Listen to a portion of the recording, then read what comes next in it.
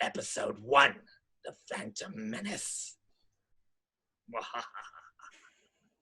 Yeah. Does the Emperor have an evil laugh? Yes, he does. He does have. He does now. He's always had a cackling sound. I mean, I always had the cackling sound. Bah. Do it. Do it. Not on with the show.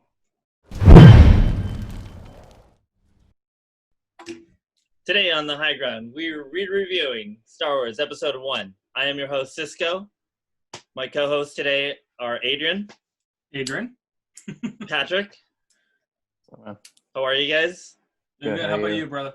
I'm doing well. Are you guys excited to start this? Yeah. Episode 1. We're finally doing it.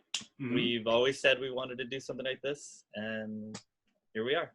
We're actually going to talk about news. We're actually going to talk about the Bad Batch. What do you guys think? Are you guys looking forward to it? Hell yeah. Yeah. Yeah, it's gonna be cool. Yeah, I like their story arc. I think it was of course they couldn't beat out the Siege of Mandalore story arc, but it was way better than the Marquez sisters one. I was actually looking forward to the Marquez sisters podcast, and then we could have had a podcast of them. I think it was only you and Dave Filoni that were looking forward to that. But no, it's gonna be cool. Like I don't know. Like I would like to see them more in battle. I would like to see them being more badasses. I would like to see them handle Jedi in Order 66. I don't know if they have them not commit Order 66. I'm gonna be pissed off. Well, this is gonna take place right after Revenge of the Sith. So this takes place after Order 66. So Really? Yeah, so there might be a chance that they probably will show those scenes of where were they at during that time, which I'm hoping.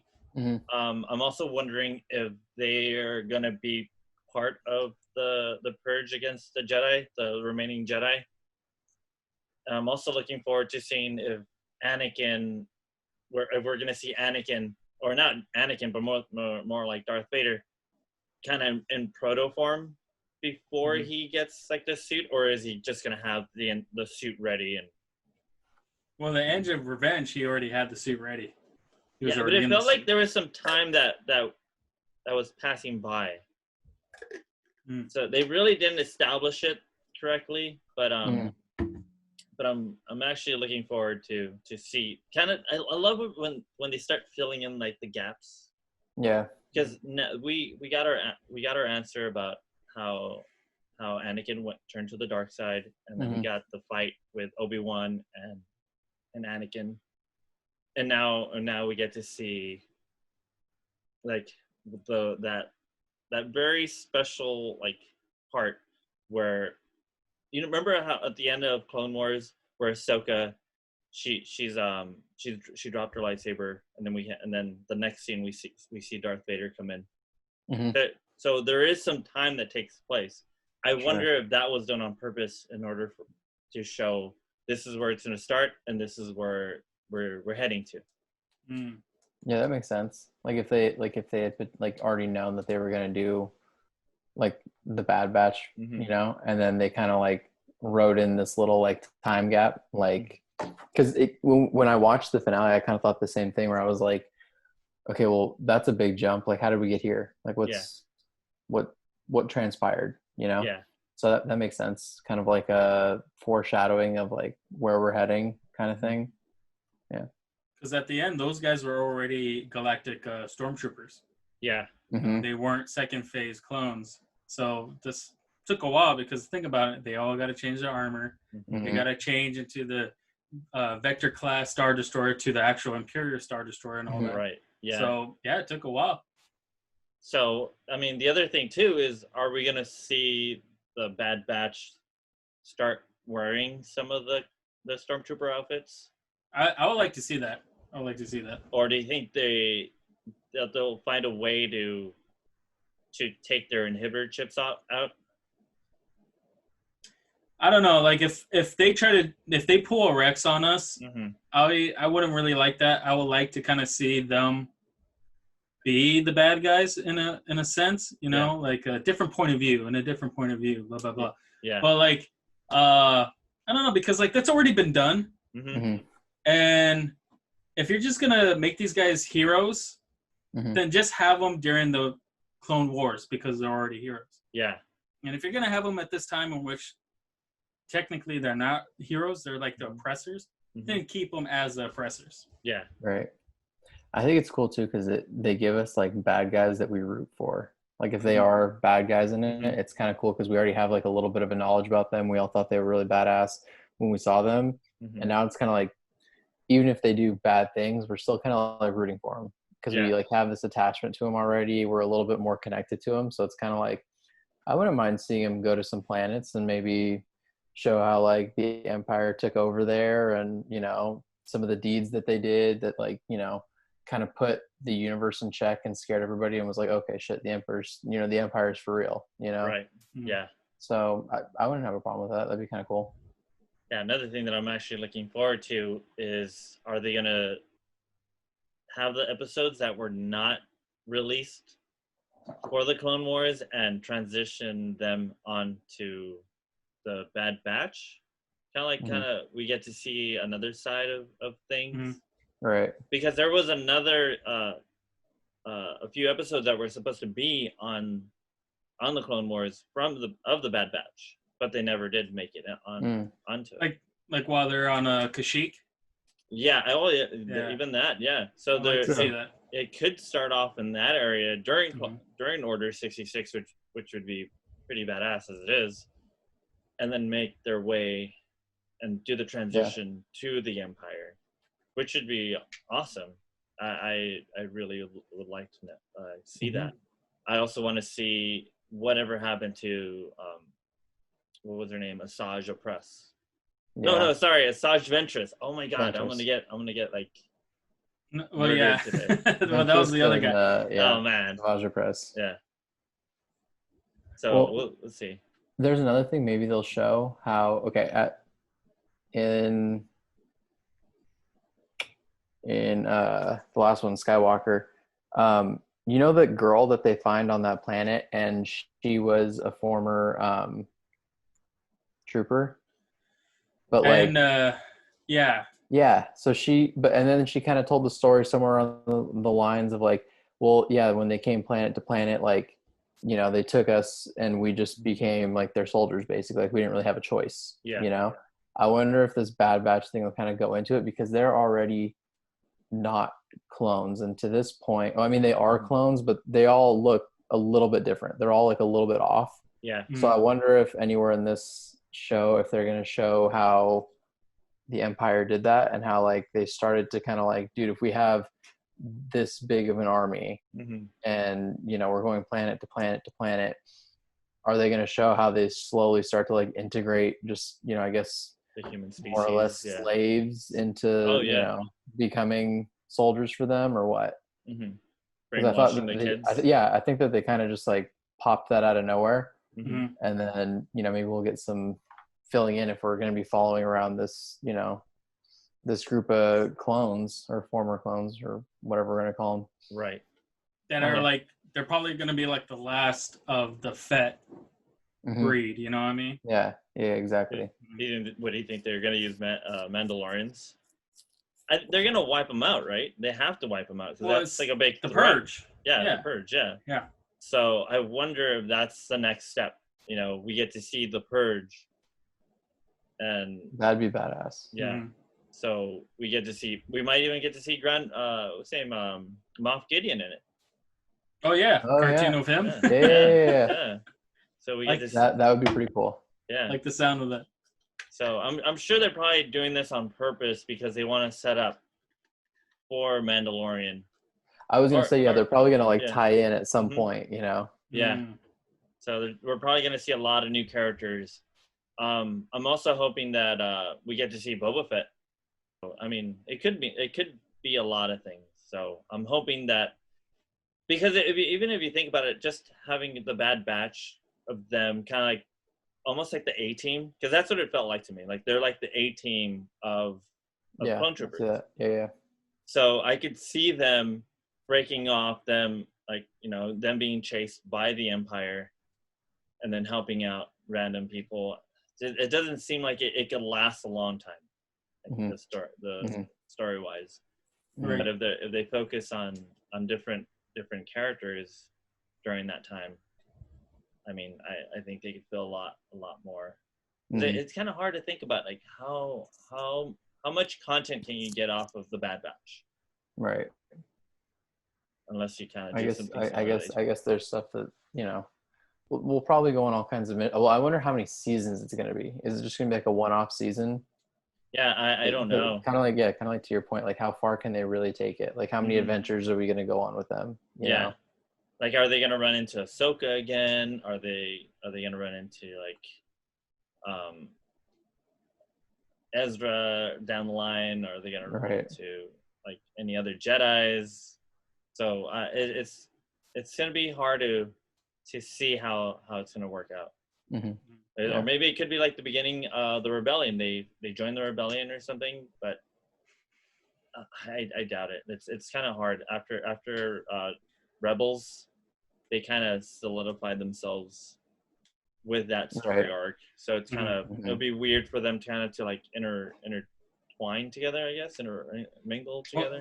What if like they get into like a skirmish with Rebels and this and that, and that's how like one of them dies or something like that. I don't know. Yeah.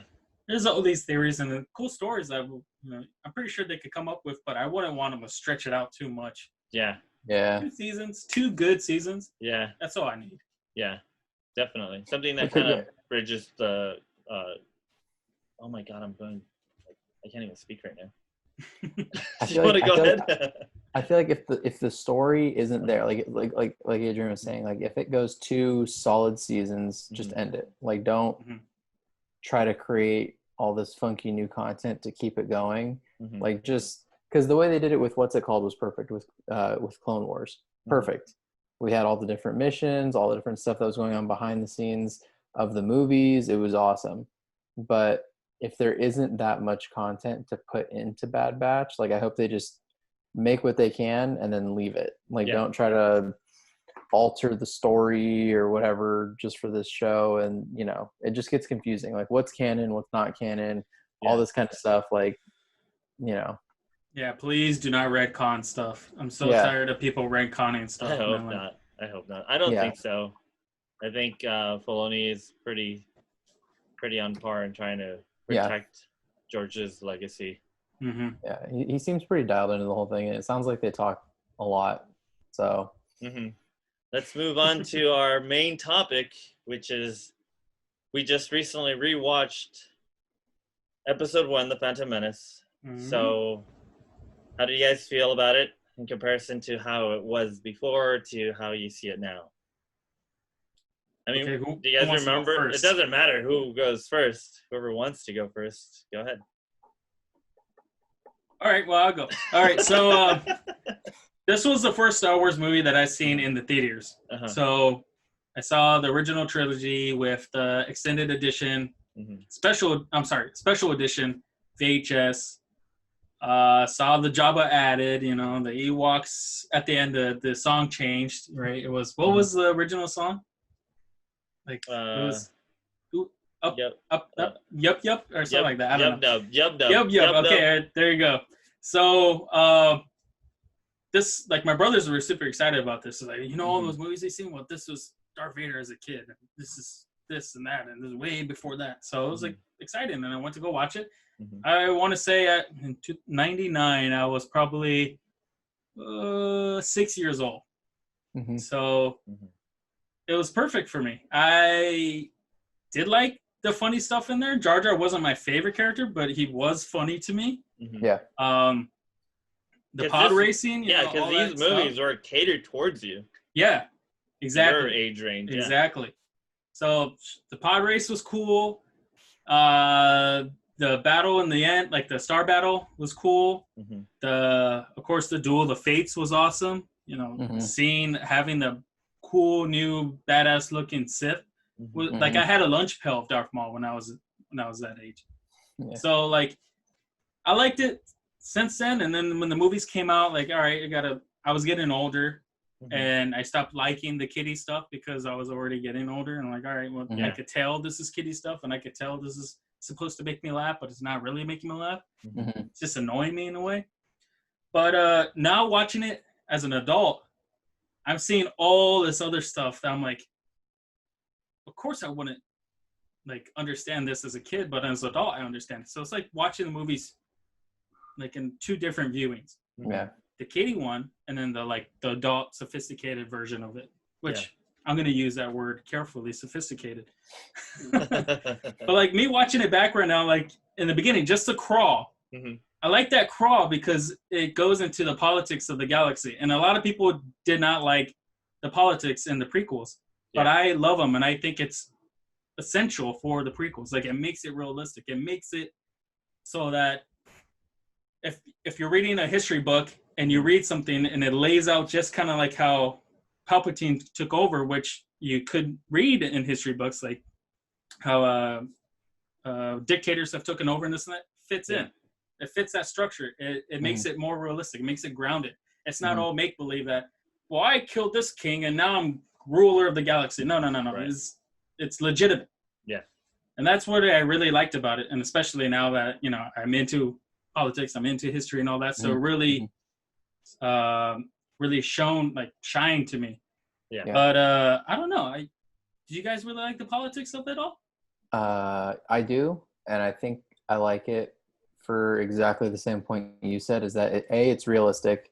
B, I think it's just one more layer to it. Like, I feel like when you're a kid, you see the lightsabers and the pod racing, and you're just like, that's what I care about. And then there's like everyone's talking, and you're kind of like, okay, enough talking, like let's get to more action. Since rewatching it, I feel like the more that I've learned about politics and just how everything works and whatnot, I feel like having that politics inside of the movies, like you said, it just makes it more realistic. Like, you see the moves that are going on behind the battles. So now you know why the battles are important. You know why when this guy says this to somebody else, it means something. You see all the different pieces that are moving around in the galaxy in order to get the final result. So like, when I was first seeing it, like you said, like, I didn't understand a lot of that stuff. I feel like you have to see all the movies in order for you to really appreciate episode 1, because you see so much of that groundwork taking place. You see things in episode 1 that, create things that happen in, episode 2 and episode 3 and episode 4. Like, it's like just a chain reaction. So without that politics, they're just really cool fighting scenes. Right. You need that structure. Yeah. When I first saw it, I saw it in theaters, and I waited in line, and I saw it at midnight. When I first saw it, I was a little bit confused, because I was so used to the regular trilogy when this one came out. I wasn't ready, or I wasn't expecting to get all this information all at once. And they did talk about a lot about politics, and I was kind of like, well, where's the action? Where's Star Wars? Where's the Star Wars? And it was Star Wars. It's just when you see the big picture, like Patrick was saying right now, when you see everything all and you put it together, it makes so much sense how it begins, and how there's so much that George was trying to explain in these stories that I was completely, I didn't know exactly what he was trying to say back then. And now I see it. And after watching the end of Clone Wars, his legacy, like all that it just makes sense, because the end of Clone Wars to me was the end of the prequel era. Like, it completely closed off that entire story, and to me, it really made the Star Wars world so much bigger. Yeah. And there's so many possibilities, and and so I appreciate it. Looking back, I wish I would have known what I know now, but it was a good adventure starting off from that point. I really did enjoy the special effects that George did as well. Well, it wasn't just George; it was like all these creative artists. But you could see all this passion that went into it, because I'm sure everyone that worked at ILM really were huge Star Wars fans, and they wanted to do their best Star Wars.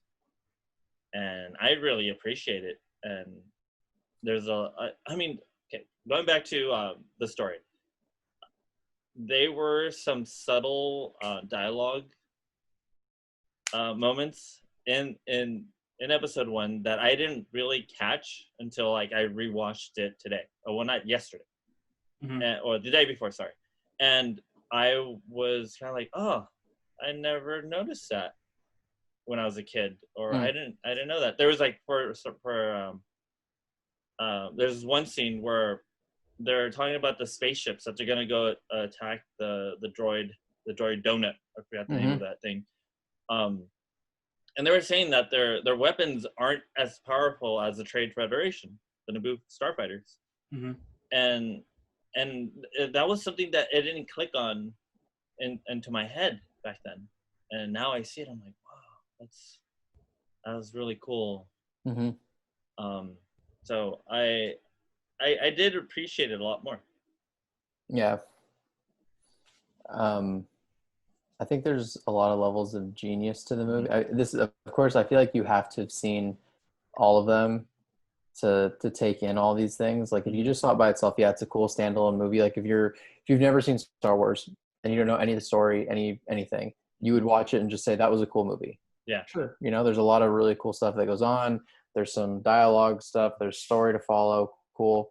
But I feel like once you've taken all the movies in, because for the longest time, I used to think that episode 1 was like one of my least favorite movies of the Star Wars movies. Yeah. Because it just, you know, compared to a lot of the other ones, it doesn't have like a lot of that old-timey classic Star Wars feel like the originals. And then on the flip side, like after Attack of the Clones, Revenge of the Sith, and just how much more advanced everything's gotten in technology for them to make the movies look the way they do, it didn't really hold that same weight in either direction, you know? But then there's so many important things. So you have Qui-gon, who super short appearance overall in the movies, but makes a super huge difference to everything. Yeah. You know, there, like, speaking of dialogue, there was a scene when Qui-Gon's talking to Obi, and Obi's like, dude, why do you care? Yeah. Like, why do you care about this kid in the sand? Like, you know, he's just some other life form, you know, who cares? A pathetic you know? life form. Yeah. Life form. and it was just, and you were just kind of like, whoa, Obi, no chill, you know, like, what's up? Yeah. But then, you know, that kind of shows that Qui-Gon's a little bit different than a lot of the other Jedi, and that maybe that's why he's not on the council. Like he cares and he has an attachment, and he like loves, you know. And the council and the other Jedis, it's like they're so down the line on like, we can't have attachment because attachment leads to hate and, you know, the dark side. But here you have a guy who's acting in his, you know, he's being a really good guy, and that's not really in order with the council's thing. But, you know, we wouldn't have Anakin. Yeah, he would have just been he would have been left. Like, that would have been it. So I think that kind of shows like the good side to maybe caring a little bit more than what the council had been doing, and how special and rare Qui-Gon was to that part of the story. What else? There was a moment where in the council you see Qui-Gon when Mace is like, no, we will not train this boy, and he was like kind of defiant, like, what? Yeah. And when he did that, I was like, whoa, Anakin did the same thing in episode 3. I like how Mace is the bad news guy. He's like, you will not sit on this council. You will not train him. Yeah. Oh my God. Yeah, sorry. I didn't mean to. No, you're good. You're No, good. You're good. You're right. I mean, Anakin does do the same thing later on.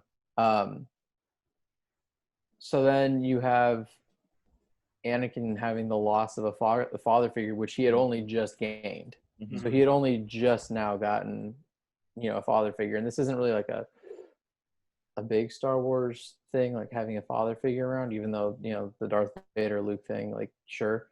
But Mhm. it's not like Luke has daddy issues or something like that. But Yeah. Anakin's growing up by himself, a little kid, no father figure, and then Qui-Gon comes around and it's kind of like, dude, you're special. You're important. You're not like some slave junkie kid who's putting together little parts and stuff like that.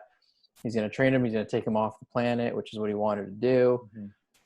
He dies, So Yeah. I think that was almost like the first step. Even though you don't really see it all that much affect him, I Mhm. think that could be like one of the first steps to Anakin going down the dark side, because he doesn't know any better not to have attachment at Yeah. that age. And then he gets this guy for like a moment, and then he dies. Yeah. And then Obi, who now was like, he's a pathetic life form, he now has to take care of him. Yeah.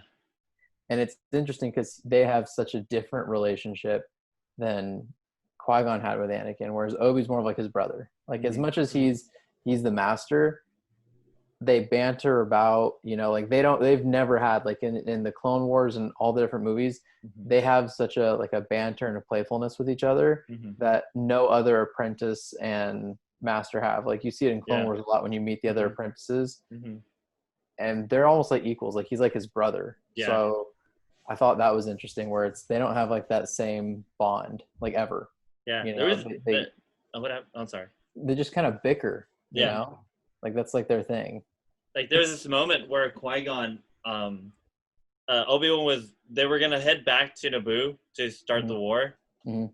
against the Trade Federation, and Obi-Wan says something. Oh, we're not prepared for this. They're all gonna die. Mhm. And Qui-Gon tells them, like, from your point of view, yes, Mhm. which is something that he kind of does a lot. Like, Yeah. Obi-Wan always says, like, oh, from a certain point of view. He Mhm. says that to Luke, but to hear Qui-Gon tell him that, I was like, oh, cool. Yeah. That's where you got it from. Yeah. Mhm. Yeah. So I mean, Qui-Gon was a very cool character, and from what I liked about him. Also, when you were talking about Anakin, how he saw him as a father figure, Mhm. and as he progressed through the story, that Qui-Gon was telling him, "Oh, come with me. I'm going to train you as a Jedi. I'm going to train you as a Jedi." And so Anakin was trusting of him, like going, "Oh my God, yeah, I'm going to learn off of this guy. I'm going to learn off of this guy." And then he dies, and then what happens? He's like left alone. He really doesn't know Obi-Wan that much. He doesn't know anyone else, and he, like, I could see why he would be scared, like, even more, because there was the guy, his father figure, that actually liked him, that wanted to do something for him, and you see Anakin kind of, in a way, when he's right next to Obi-Wan, and Obi-Wan just tells him, like, "Oh yeah, you will be a Jedi, I promise you." Mhm. And you see his face kind of like I'm by myself. He kind of like asks Obi-Wan reluctantly, like, Yeah. like, what's gonna happen with me? Like, Yeah. he's afraid in that sentence. In that entire sentence, he's afraid. He doesn't know what's gonna happen with him. Yeah. He's in a weird place. He's kind of attracted to the queen in a weird way. I don't know if that's gonna go anywhere. But like, what's going on? Like he said, Yeah. his dad died, and here's this weird guy he hasn't really spoken to. Like, what's their only line? Pleased to meet you. You're a Jedi too. Is that the only lines they have together? But until Qui-Gon dies, like, yeah, I don't know. I get what you guys are saying, and like, I didn't really think about that until you guys are mentioning it now. So you're opening. I mean, the other character that Anakin was close to was Padme. Yeah. And he has to leave her behind because she has to stay in Naboo. So he has to go with the stranger to Coruscant to train as a Jedi. So I could see him. Oh, was that? What gets even more interesting too about this weird dynamic with him is that he's looking for a father figure, Qui-Gon dies, whatever. So now there's still that void there. Obi-Wan establishes himself as more of like a pal, a brother, whatever. Like he's only a little bit older, a little bit more mature, whatever. Enter Palpatine, who's older, and he tries to take him under his wing, and that seems like that's something that Anakin is like desperately looking for. Like he's like, from the second he meets him, he's like so almost like captivated by him, and I'm sure that could have been the dark side at work and whatever else. He probably sees a lot of Qui-Gon in Palpatine. Well, yeah, he's very neutral headed, and he's kind of like, oh, my boy, so nice to see you, all this kind of stuff, and like he takes interest in him. He's not like just like the mission and hey, don't feel anything. Hey, just calm down. You need to show more respect. Yeah. He's just kind of like, hey, talk to me, man. Like, what's going on? Like, obviously it's because he's trying to seduce him to the dark side early. Yeah. But I think Anakin buys into that so much because he's like longing for that connection. Yeah. He doesn't have that. And then on the flip side, he has that thing Adrian mentioned where he's got this weird thing for the queen. But then, he's basically taken away from his mom. He doesn't see his mom forever, and he can't feel anything towards his mom. He's, told that he has to cut that connection and whatever else. And then in the meantime, who's he seeing all the time except for this lady who's a little bit older, and he kind of has a thing for her already. And it's like, well, duh. Well, of course he's going to like be into her. Like that's his only contact. Like, Well, he doesn't keep in contact with Padme until episode 2. Right. And he doesn't keep in contact with his mom until episode 2. So there's a big gap of him being by himself. And that's basically the whole point. You gotta like cut your connections with these people. Like you can't have attachments, and that's the Jedi way.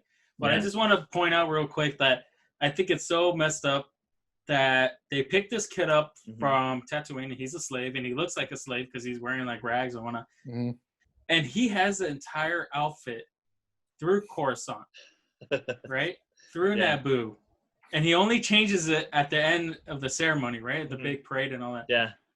While every other scene, Queen Amidala's freaking decoy has like elaborate dress after elaborate attire and all that stuff. They couldn't give this guy like some robes or something like that. He's all walking around like they're saying how much they care about him. And all that. Yeah, like he's walking around with like a stank and all that stuff. And then speaking of Jar Jar, like he just came out of a swamp, and I'm pretty sure he smells bad too. Yeah. I don't know.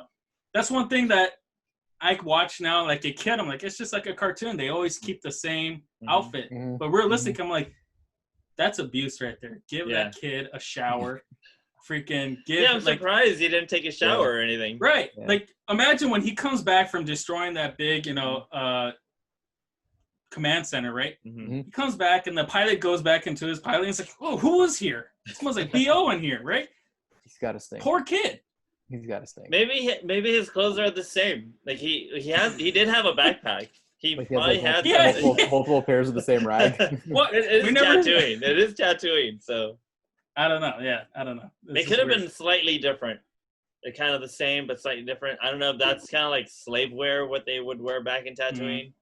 So they have to wear the same thing over and over again. It's chic slave wear. No, it's shmee slave wear. There you go. Okay. Because that thing looks hot just to wear, in Tatooine. I don't know how that's gonna keep him cool. Well, I noticed that like he has his little robe, right, or his little like I don't know what is it, like a sack, like a burlap sack kind of shirt. Yeah. And then his undershirt is not even like a real shirt; it's like a net. Yeah. I wonder if that lets him breathe though. Like it keeps all the cool air inside. And no wonder he was cold in space, man. Well, that's nothing. That's the other thing I wanted to talk about. That I felt like that was done on purpose to show that was the direction Anakin was heading, to something colder. Because he comes, like even Padme says, "Oh, you come from a warm place," like kind of like very, because you see his innocence as he starts, and then it slowly starts going away little by little as the movie progresses. Yeah, where he's like, "Oh, I'm cold," and then he's just talking about like darkness the entire time. Right, it's just sad for him. It's like I miss my mom. It's like I'm sad, and it's all that relates to cold and how how he's being taken away from his home, his warm place, is the planet, and which is something interesting that I also noticed in the movie. All right, I want to talk about R2-D2. All right, because he's also from Naboo. Right. So we have the Emperor, we have Padme, and we have R2-D2 that are from Naboo. Right, they're big characters from that planet.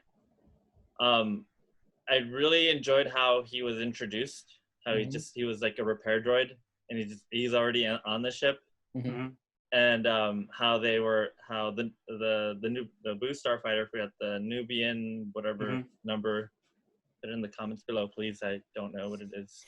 I mean, I could Google it, but I don't have time. But that ship, once it was getting shot at, like you see all these like droids that are heading up there to go and fix it, right? R2-D2 is super clean, right? And he doesn't get hit by any blaster bolt or anything. And he's like repairing the ship, and you see his fellow droids being blasted, and you hear them like screaming in terror as they're flying. I like how repairing the ship is just pitting one wire into another thing, and then that's it. Well, it wasn't just him. You got to think about it. It was multiple droids that are doing all these different things around that area. And he was lucky enough to find the right wire that connected that, because they were repairing other stuff. It wasn't just one wire that connected. They're like, oh, here we go. Right. I get what Adrian's saying though. Like in all the movies, it's like, we got to repair it. All right, we're good. I like how they gave him like a sense of character too, because like he's trying to repair the thing, and then he looks and he's like, oh crap, oh crap, I gotta hurry up, stuff like that. So and then he does his like, I just love it. Yeah. Okay, so he repairs the thing, right? The next scene after they get out of the blockade, he's covered in grime, completely dirty, right? And what happens? Spoiler alert again, if you guys haven't seen Star Wars, I'm sorry, but episode 1, you should have seen it by now. You've had some time. Yeah, you had time. We had a lot of time. So if you haven't seen it yet, watch. 21 years. Yeah. 21 years. Go years. on Disney Plus, download it, go buy it, and then come back and then hear us talk about this. You'll understand. So the next, like right after he's like all grimy and dirty, we like at the time when we first saw it, we didn't know that queen that was standing in there was an imposter. Right. We didn't know that was one of the handmaidens, right? So what does she do? She sends the queen to clean him up, right? Yeah. How messed up is that? Like, shouldn't it's almost like a big like F you. Hey, you put me in this situation. You almost killed me. Go clean the droid. What do you think she did that on purpose to make it seem legitimate that Padme was a handmaiden instead of the real queen? Padme is the real queen. I know, but like, for the decoy queen, Keira Knightley, to have the real queen do something somewhat beneath, like, well, not somewhat, like it is beneath her. She shouldn't be cleaning that asteroid droid. That will make it seem more legit that she's the actual queen and that's just a regular handmaiden. So you think she did that on purpose? I don't know, to tell you the truth. Like, because even when she revealed herself to be the real queen, right at the end, I don't know. It just seemed like almost like she was kind of doing it on purpose, almost like kind of vengeful. Because like you even seen Queen Amidala just kind of looked at her like, what the fuck? Like, am I supposed to? Sorry. I don't know what Queen Amidala was like before we see her. You know, like if she was like very royal and didn't do anything. But from all the movies, it seems like even though she's like royalty and all that, she doesn't mind like getting her hands dirty. You know what I mean? Oh yeah. Like she goes on missions, she sneaks on board things. I mean, in the Clone War series, you see it all the time, where she sneaks aboard and she's kind of like Han Solo-esque, in that way, where she's kind of like I don't care if these are the rules, like I'm gonna go ahead and do it. Like she's kind of a badass. So I kind of think that maybe it was a ploy to make it seem like she was a handmaiden, but at the same time, it could have also been like she doesn't think of it that way. Like she's not like, oh, I can't get my royal hands dirty. She's like, well, I'm gonna just go clean him. You know, like it doesn't seem like she's like opposed to that kind of stuff. Yeah. Right. She's just being very grateful. Yeah, it's just like in her character, you know. Yeah. I just want to mention again that in this Nubian starfighter or star cruiser, I'm sorry, that they have the Queen's wardrobe, that they have like a slave wardrobe for Padme too when she goes and walks around in Tatooine. Like she has this weird getup that kind of fits it. I'm sure she has like her regular. I don't know if it's because that doesn't seem like that's Naboo fashion. Yeah. Because Naboo fashion is elaborate. Like look how Palpatine dresses. Look how that governor dresses. Look at, you know, especially the Queen, how she dresses. I think my biggest takeaway of this podcast so far has actually been that Adrian pays so much attention to the fashion that goes on in this. Doesn't make sense to me. Like, all right. So next time you're gonna have to change or wear the same thing, Adrian, or wear something. Because I don't know, like it bugs me. Those little inconsistencies bug me. Like this isn't a cartoon. Mm-hmm. This is a real movie. Yeah. Change the outfit. Yeah. Hold on. I'm gonna pause it right here. We're gonna stay with the fashion because I really want to see what you're gonna wear next time. I'm curious. Are you gonna wear the same thing? Or are you gonna wear a different garment? Are you gonna be like the Queen and doll yourself up with like lipstick, like right there and all that? I don't know. No, I don't know. I'm gonna try to wear something Star Wars related, somewhat. But then if it doesn't happen, it doesn't happen. So sorry. Oh, my Star Wars shirt. There you go. There you go. Patrick has his Star Wars shirt on too. I saw what kind of shirt Patrick has. Oh yeah, he's representing today. We can't hear you. We can't hear you, but. Panic! Oh no! Technical difficulties. That's it. That's why we can't have nice things. There we go. Am I here? Yeah. There you go. Hey, this shirt is from a galaxy far, far away, so don't worry about it. This is true. All right. So where did we left off at? Clothing. All right. So Padme, she changes her wardrobe a lot. Mm-hmm.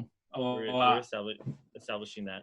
So I was saying earlier before we started talking about Padme's clothing was that how they made her clean R2-D2. But the thing is also, like, when he went back into the ship, he wasn't as dirty and grimy. I swear, like they dumped all the sludge on top of him, and then they kind of looked at Queen Amidala and they're like, "Oh yeah, go clean him." I mean, Padme, go clean him. And she's like, "Ah, crap." And so she's like struggling with like a little toothpick or something with a little rag, and she's trying to like. Well, that's kind of like reminiscent of Luke cleaning R2. Yeah. Mm-hmm. Like her son cleans R2. It's like, there's a lot of you guys seen some damage or blasts or I don't know. I think that's kind of cool that, I don't know, do you get dirty in space? Like, what's there for you to get dirty? Never been there. Well, last time I went to space, okay, I don't know. Yeah, I'm not 100% sure how that works out, to be honest with you.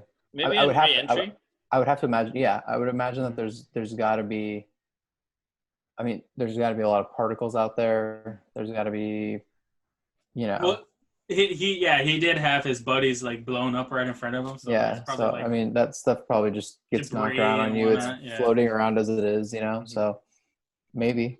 All right. The next guy that I want to talk about is the infamous, the one and the only, the one everyone disliked in the beginning, Jar Binks. What do you guys think how he was before and how he is now? Do you guys see a difference? Is he the same? Always been annoying. I don't know if George Lucas likes writing dialogue in which people don't know how to talk properly. Mm-hmm. So like you have Yoda who doesn't know how to talk properly, and then he like, I'm gonna kick it up a notch and have Jar Binks. Yeah. I don't know. Like as a kid, he wasn't my favorite character. Mm-hmm. I did laugh or chuckle at a few things that he's done, but like rewatching it now as an adult, I'm like, this guy is too clumsy. Like he is a little too animated. He is a little But I get it. It's Star Wars is a kid's movie. It's a kid's story, you know. But I don't know. I kind of feel like when you find out what he's done after this movie, he became a senator. How? I don't know. He's a general. He becomes a senator. Like, this guy has a pretty good career for being somebody who's clumsy, making moves. Yeah, I don't know what. It's just right people, right time. I think that was their form of banishment. You know, they're like, oh, we can't mess up the. Oh, exactly. Keep him off planet. Yeah, keep him off planet. Send him away. He'll be fine. All he has to do is just stay there, not say anything. I mean, granted, I will say, like, yeah, I'm happy for him because you see how clumsy he is in one, and then all the stuff that we know about him afterwards. It's like, oh, cool, he worked it out. But then, like, whenever like, that's how I feel about the idea of him. But then when I see him in things, I'm like, oh, this guy. You know, there are certain points, I mean, parts in the movie where you see him move his lips at certain parts. Like, there's this one part where Qui-gon tells Natalie Portman, Padme, like, oh yeah, you know, the Queen will approve with what I say, and she's like, no, I don't approve. And you see in the background, you see Jar Jar kind of going like this and moving his lips, kind of like he was almost making her say that. Oh my God, are you gonna? I swear, I kid you not. I've seen the videos a million times. And Are you pro like Darth Jar Jar Binks? I think he was meant to be a Sith Lord. I think he was meant to be. Maybe he was. I don't know. I'm not gonna like say your theory is crap. Okay. If you get a chance, he did give Palpatine the emergency powers. Yeah. He was, you know, he could have been a pawn. I don't know. Maybe he was manipulated by Palpatine, just how Anakin was. Yeah. So, and he's like a dim-witted creature. So maybe Palpatine, you know, instead of doing a Jedi mind trick, he did a Sith mind trick, in which is like, you are going to have this vote. I wouldn't be surprised if he was some sort of informant to Sidious. Because what are the chances of him being in the swamp when Qui-Gon's passing by and he's like, oh, what am I going to do? What am I going to do? Yeah. You know? I mean, he could be kind of, but then again, he's so dumb. He was getting a morning munchie. Yeah. You don't remember him saying that? Yeah. But I wonder if, like, to your point, I wonder if it was something where maybe he wasn't in control. I would have a hard time believing that he was, like, you know, a Sith Lord. Yeah.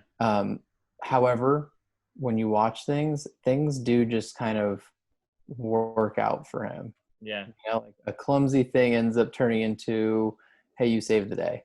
Yeah. Or, hey, somehow you beat whoever you were fighting, or you know, whatever the case is, you avoided danger because you're so clumsy. So it's almost like maybe he's like too clumsy for it to actually be like, you're just a really clumsy person. It's like there's something to this. Yeah. But then at the same time, I feel like I would be more willing to accept that maybe he was like more of like he had his mind taken over by Palpatine and like kind of influence things. Like, it would be perfect for Palpatine to get a very dim-witted person in, you know, into the Senate because he has Naboo's vote, you know, like that. Because I don't know all the inner workings of the Force, obviously, but like I feel like stronger-willed people and stronger mentality people are harder to convince of things and have the tricks work on them. Yeah. So you have a guy like Jar Jar who there's nothing going on up there. So it's just like Palpatine can just be like, you know, do whatever I say. But I don't know if he's smart enough to go like Sith Lord. Right. Well, because like if you think about it, Palpatine, with his help of his master, was able to, you know, make life, you know, manipulate midichlorians to make life. If he could do that, he could brain control this freaking little dumb lizard guy. Yeah. You know. Again, another character from Naboo that had a big influence in the whole story from the beginning. I just want to point out that this is another thing, Adrian's eye, that if you watch their like steeds, you know, those like things that they ride in battle and like the other general Tagos, or whatever his name is, rides Yeah. in. He's like, "Hey, what are you doing here?" They look Jaja, very. what did you doing here? Yeah, exactly. They look very similar to Gungans. I was they have thinking the same beak. thing. Yeah. Mhm. So is this like a uninvolved subspecies of Gungans? I don't know. Did the Gungans evolve from these things? Was there like a split between like the evolution, Yeah. branch in which, because these things look very familiar, Right. or not similar to how the Gungans' facial Something look. Mm-hmm. Yeah. something to think about. And then Boss Nass doesn't even look like nothing. He doesn't have that beak. He's fat. He's not slim. Like, I don't know. What's Like a going on with him. toad. Yeah, more of a toad. So Yeah. is there two types of species? Is there two types of this? These are answers I want.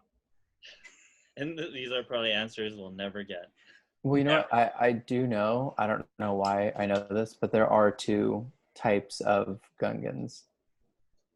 So I don't know why I know this. I just heard it. Yeah. Well, how do you know sometime, this, like, Patrick? I just Do heard this a while ago. Explain. I just heard this a while ago, and they explained it to me, and I don't remember anything about it. I just do remember that there are two types, because I thought the same thing growing up too. I was like, why does he look like that? And then all the other Gungans we see look like this.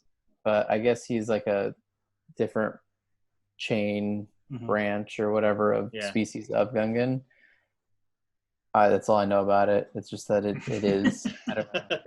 You're just That wasn't teasing very it. helpful, but I know. You're just teasing it, Patty. I You're am. just teasing I it. am. All right. I want to talk about the Droid Army.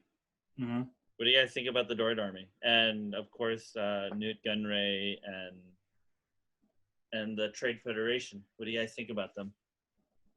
I kind of liked them. I liked how there is a trade organization, like a federation, like the politics behind it. Mm-hmm. And as a kid, I'm like, who do these guys belong to? Like, well, like what planet organization do these guys belong to that they have their own army? Yeah. That they have this, that they have that, and then later on, through information that I've sought out, after the Mandalorian Wars and after the Sith Wars and all that stuff, the Republic demilitarized, right? The Ruhan Reformation or something like that. Yeah. So all these like the Banking Clan, Trade Federation, all that, they didn't have the ability to protect themselves because there was no military for the Republic, so they formed their own military. So that kind of made sense to me. So now when I watch it, I'm like, this is it. This is the outcome of this. This is it. So that's why I like watching it a lot better now, because I kind of know that background and a lot of stuff make more sense to me. Sure.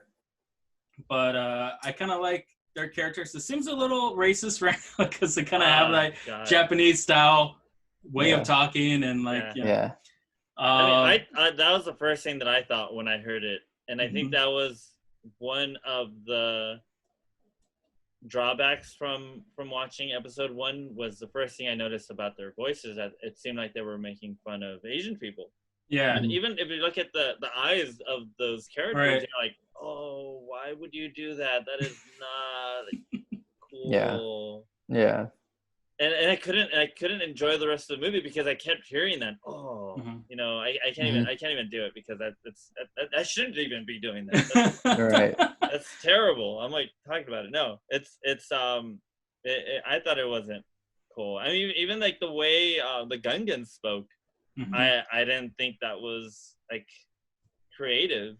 I felt like they dropped the ball on those two races because you hear other characters speak, and they don't sound like that.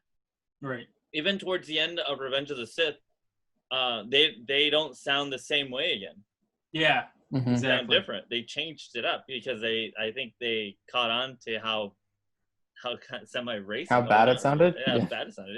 Yeah. And the backlash. I'm assuming the backlash, they had to change it up a bit. Yeah, so I don't know how they could say, oh yeah, they'll be fine.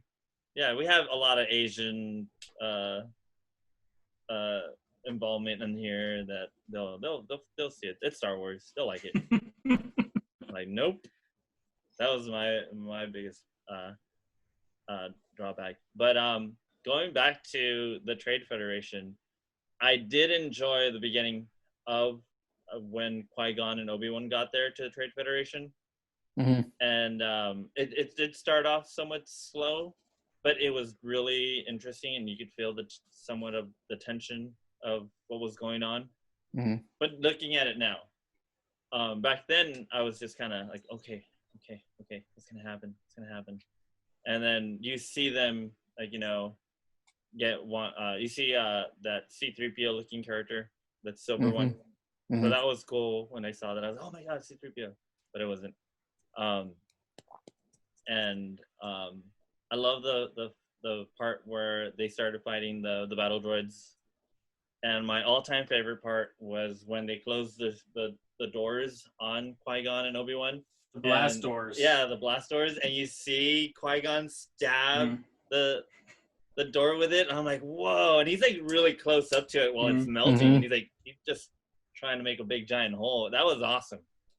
Yeah, that was awesome. Yeah, I kind of wanted to see what Qui-Gon was going to do once he opened that door. Was he going to kill everybody in that room, or what was going to happen? Most likely.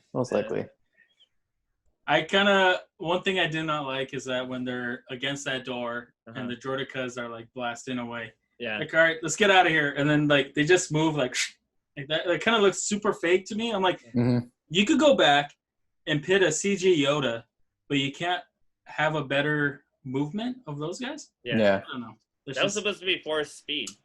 Yeah, but it kind of looked like freeze frame, and then they moved them super quick. Like no really natural movement. It was just. I thought it was pretty cool. I thought it was actually pretty funny when I saw that.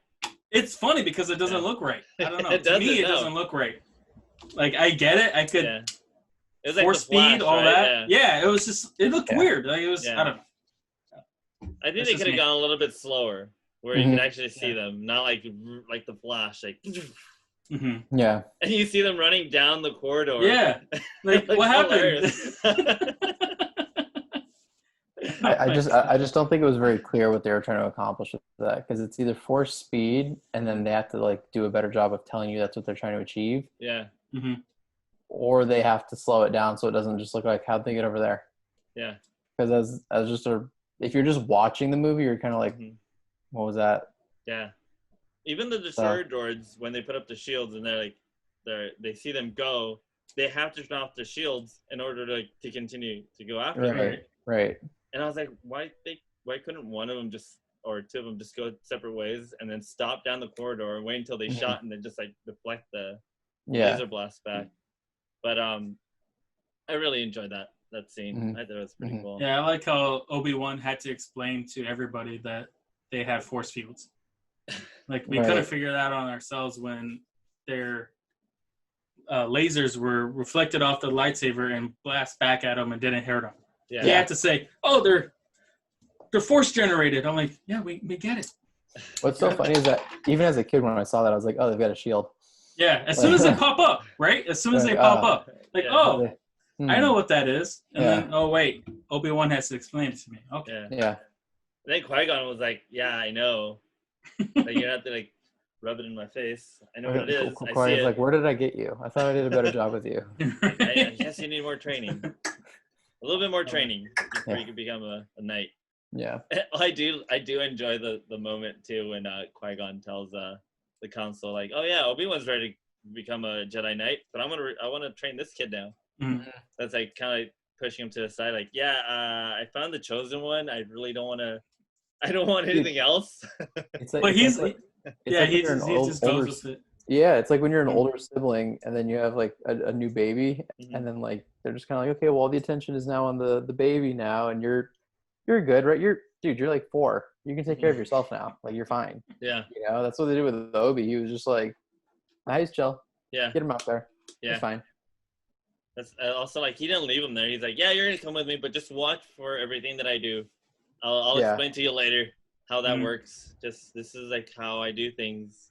I'm not supposed to train you technically, but you could tag along. You know, I mean, I get in serious trouble, but since I have to take you back, I guess you have to come along with me." Right. No time to train you. No time for you to take a shower. No time for you to change your clothes. Like, let's go. Yeah. And during that time, like Obi-Wan didn't really interact with Anakin at all. Nope. It was just Qui-Gon and him. and Anakin. To prove, to Patty's Yeah. point. Yeah. Yeah. Bringing it back around. It's a symbiont circle. All right. There you go. Now let's talk to the meat and potatoes here. Let's talk about, what do you guys want to talk about? Sidious or Maul? We could talk about Sidious and Let's do Sith. Sidious. All right. Because I think Maul is, but back then was a small character. Looking at him now, he's a massive, major character. Mm-hmm. So I think we can talk about Sidious safely because Sidious is more the one in charge of the whole thing. I mean, if you want to talk Sith, we could just talk about Sith. But I mean, we can still interact with them. I mean, bring them together and like. But let's talk about Sidious. Well, what are your views of him? Did you already know that was Palpatine? I knew. You knew. I knew. Did they mention his name? Like his name was actual Palpatine? It was never mentioned in the original trilogy. Mm-hmm. I found out later, with like the books and I guess I can't even say YouTube. It's like mostly just books because YouTube wasn't around back then.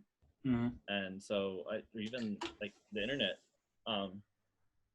So just like reading up on all the art books and stuff. I have an old book where it just talks about Palpatine, his past, of what he was, but it's just briefly. Mm-hmm. So that's how I knew about his real name. I didn't even know his real name was like actually Sheev Palpatine. Well, that came out later. Yeah, that came out later. That came out like kind of just recently. I don't want to say like recently, but kind of like within this decade. Yeah, I knew him as Palpatine. Mm-hmm. Like his like Sith name wasn't even like in the original with Sidious. No, it was just the Emperor. Yeah, it's the Emperor, and then I found out it was Palpatine. So, yeah. But I really like enjoyed watching how he was involved from the beginning. They show him off right away, like when he pops up with the hologram. So in a way, I was like, "Ooh, cool!" Like, but you could tell that he wasn't really in power at that point. Right. Like you could tell he's trying to manipulate things. He's trying to move things. He didn't really feel like a very powerful or scary character. Mm-hmm. I did like how the Trade Federation was afraid of him. Sure. They and how we got more of Palpatine's side than Sidious. Sidious was always in the background. Mm. He's always the Phantom Menace. So yeah, that's how I saw Palpatine. He wasn't really much of a big character. He was still in the background, but he was still slowly being introduced. Did you guys know it was him? When I was a kid, no. I didn't put two to two together. I had to have like my brother explain to me, and then like, oh well, this is the same actor who played the Emperor in Return of the Jedi and all that. Mm-hmm. So you see how it is? I'm like, oh okay, yeah, I guess. Mm-hmm. And then slowly, as the movies came out, I'm like, oh well, obviously this is him. Mm-hmm. Mm-hmm. But I don't know. Like according to the Plagueis book, Plagueis is still alive during some part of this time.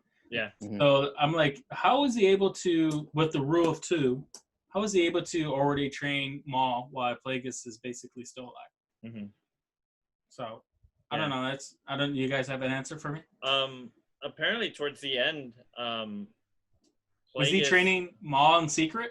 No, Plagueis was getting to the point where he actually didn't want to have to follow the rule of two because he was discovering how to be immortal. Mm-hmm. So if he's immortal, right, the rule of two wouldn't apply to him. Mm-hmm.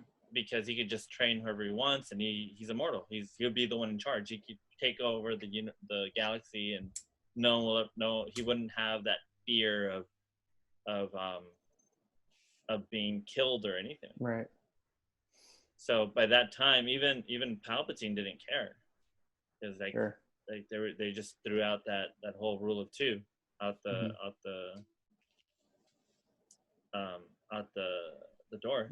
Because even when you hear Mace Windu and Yoda talking about the rule of two, and going like, yeah, there's two they are, no more, no less. So that's from what they know. Sure. But little do they know that there's this thing brewing in the background that's gonna destroy the Jedis and like the Republic. Like they don't sense that, they don't see it. No, they're clouded in their own hypocrisy. Yeah.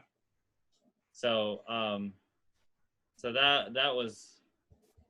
that's how I saw what's his name? Palpatine? No. Plagueis. Why the rule of two was being ignored. Well, it seemed like he was kind of like, from what I understood about it, he was kind of like off doing his own thing for the most part anyway. Like he had really gotten very like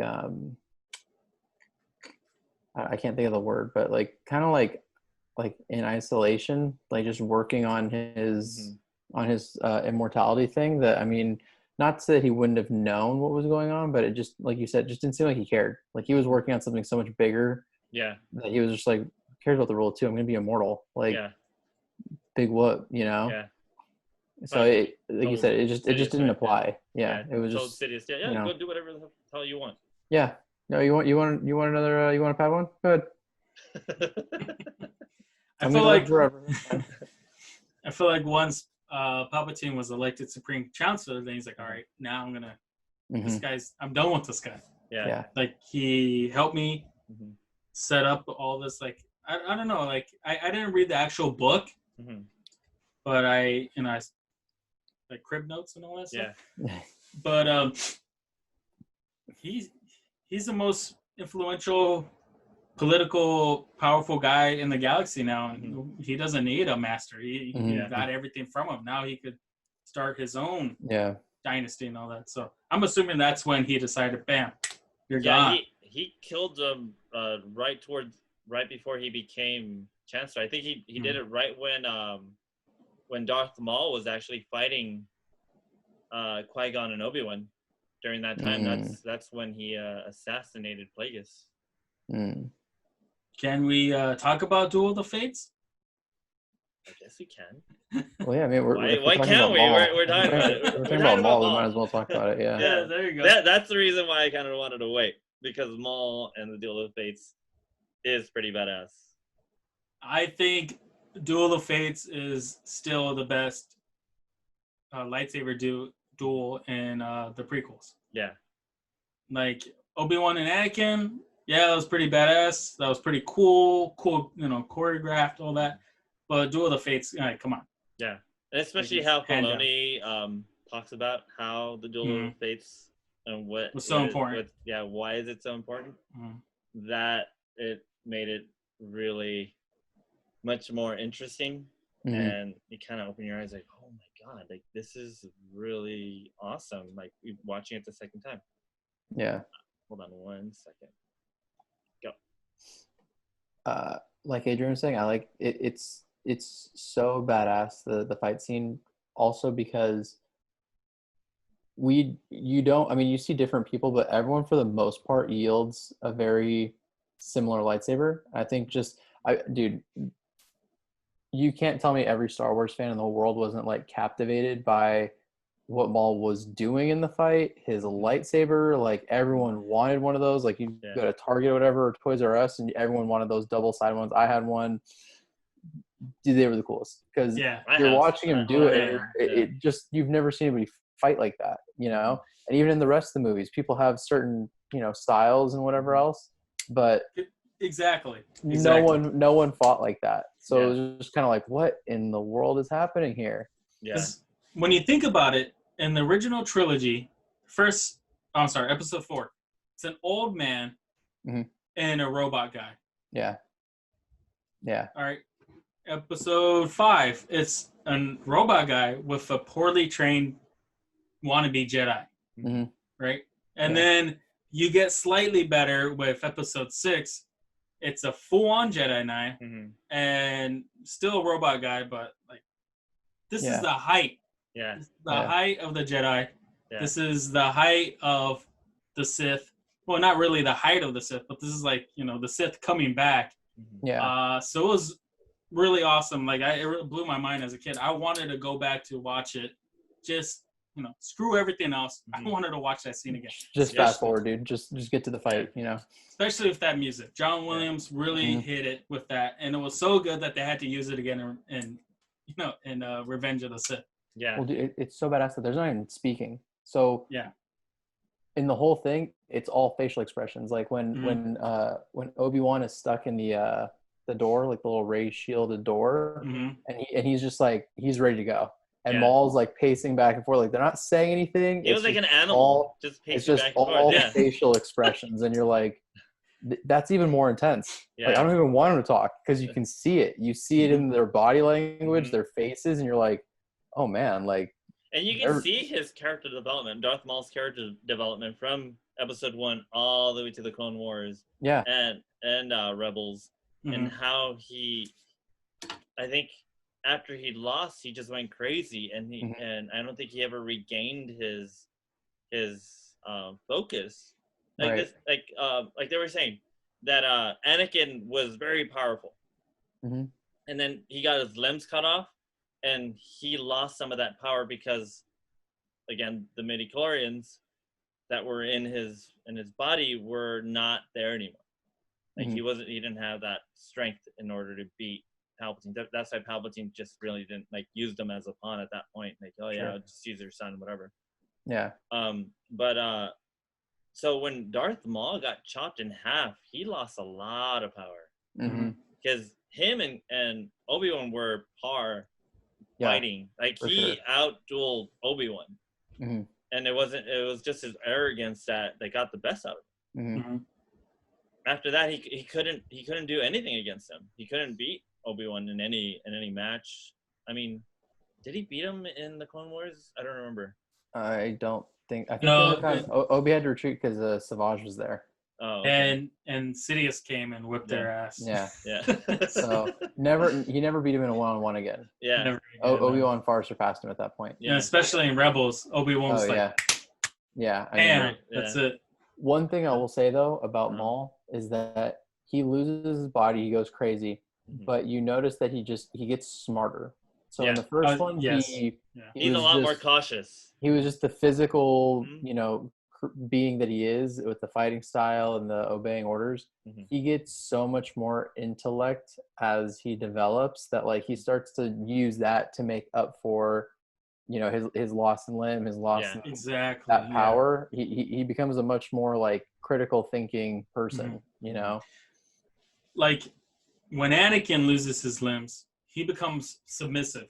Yeah. When Maul loses his lower half, his cunning, his determination to get revenge, it's what Anakin doesn't have, and that's what makes him so stronger. And I want to say makes him a better villain than Vader. I would like to say, I love Vader, all that, but Maul is a better villain, through the movies. Through the extended, universe and all that, he's a way better villain. He's hatching his own plans.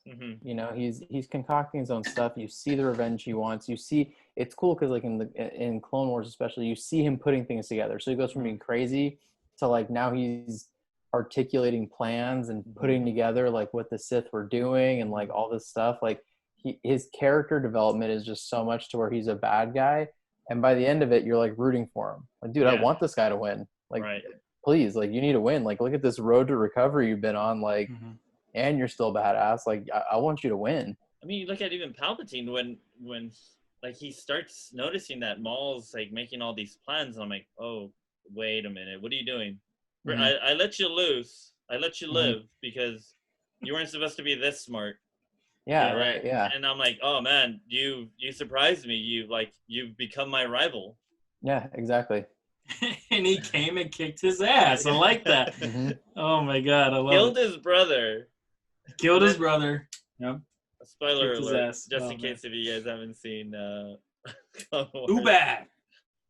But yeah, Darth Maul is a really interesting character, and oh my God, it's just it's so cool to see him evolve from one point to another, you know, and I wondered too if Maul was the entire time, even though he was quiet, he was focused, and he was just like, I'm gonna kill Qui-Gon. It's like, and he does. Well, Yeah. like You know? he was trained not to be a Sith Lord. Mhm. He was a Sith assassin. Yeah. So like I want to say that has to deal with his focusedness, his cunningness, because he's not trained to have an ego. Mhm. Kind of like how Darth Tyrannus had an ego. Sure. Right? And I feel like that fits his character even in the Clone Wars. Right. He's gonna take over Mandalore.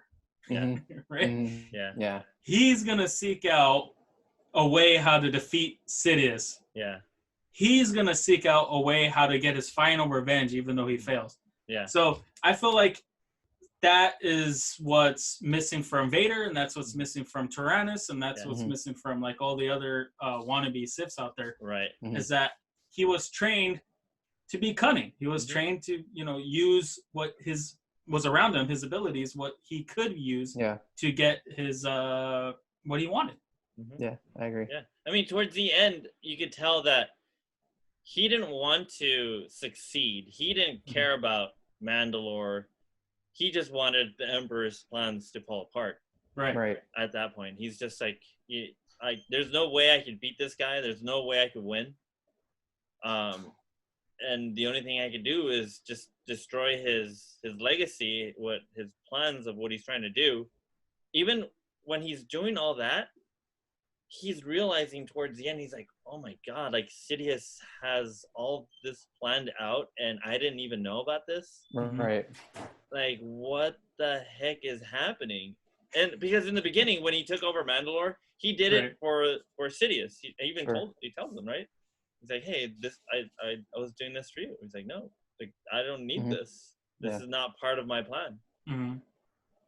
So this is one planet compared to a galaxy. Yeah, exactly. Right. So when that happened, I could see why towards the end he just lost all hope, because once he got freed from from Sidious's clutches, he just wanted to seek revenge. That's all he wanted, was just revenge. He didn't care about anyone else. Yeah. You could also kind of argue the fact that Maul is parallel to Anakin. He is the fearful, fear, hatred, suffering, all that stuff. Yeah, so that's powerful. You could, exactly. You could make the argument that Maul, Dooku, and Grievous all parallel Anakin in a way. And we'll get to that later in the other episodes, but I just want to make that point that he has that revenge, he has that fearfulness, and you see it all throughout his arc and all the media. Yeah. All right, I think we talked enough for today. We're out of time. Do you guys should we continue this next week? You guys want a part 2? Or should we just leave this and continue on with the second episode of Star Wars? I think, let's just go on with the second episode. I have a lot to say about that too. Yeah. Patrick, what do you guys think? I'm pretty locked and loaded on episode 2, man. Yeah. All right. I got some stuff for episode 2. If we missed anything, we apologize. We'll probably talk about it some other time. Maybe down the line. There will be plenty of chances to talk about Star Wars. All we do is just talk about Star Wars. So, everyone from us at the Highground, thank you so much for joining us. And you guys have a very good night. Thank you, guys. Right. Night, guys. Good night.